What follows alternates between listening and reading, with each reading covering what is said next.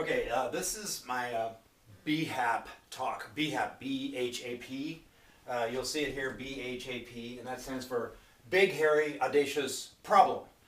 It's a derivative of BHAG, Big, Hairy, Audacious Goal, and other BHA derivatives thereof. Okay, so we've got big think. We start with big think. If you're not thinking big, you're not going to get the B part right. You got to think big. Okay, so I got J. Paul Getty here. Find a need and fill it. Find a need and fill it. That's, if you read As I See It by J. Paul Getty, you'll get to these few words that were the foundation of all his wealth over the years. Find a need and fill it. Pretty simple. Sounds almost lame. Yeah, whatever. Okay, so why not find a really, really big need, a really huge problem, and that's a BHAP. A big, hairy, audacious problem. If you can solve that, you're going to create tremendous, tremendous wealth. So what we're going to do is talk about bending the web, that's the BTW, bending the web in order to fix the problem. And we'll go over here, and Friday Jack Humphrey, for the Friday Traffic Report, I got to give him credit for this. He talks about bending the web, and he's talking in bending the web of bending traffic in your direction. There's traffic on the web. You don't create traffic on the web. It's just there, and you use keywords and you use tactics and strategies to bend it in your direction, and then you make money. Well, this is a slightly different kind of bending. It's using web viral tactics, social media and other things to bend existing capital that's already out there looking for a home, looking for a place to go, to your BHAP, to your problem. So you're bending existing capital to your big, hairy, audacious problem. And you first have to elevate it.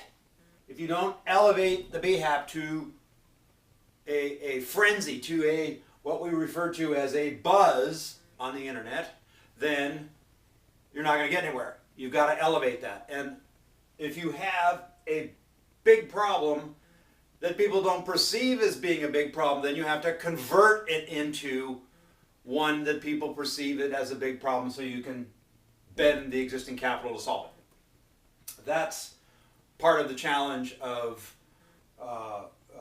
picking a really big problem. Is a lot of people just, oh, it's too big to solve, we'll never fix it, why bother, and you have to elevate that. In order to elevate it, you need massive buzz. So I have trending. You see that in places like Twitter, trending topics. Cable and network TV, that maybe should be down further down here, because that's the hardest part to get, into the syndication loops of the big places. Celebrity Twitter is a great place to build buzz because you have small numbers of people with very, very large numbers of followers.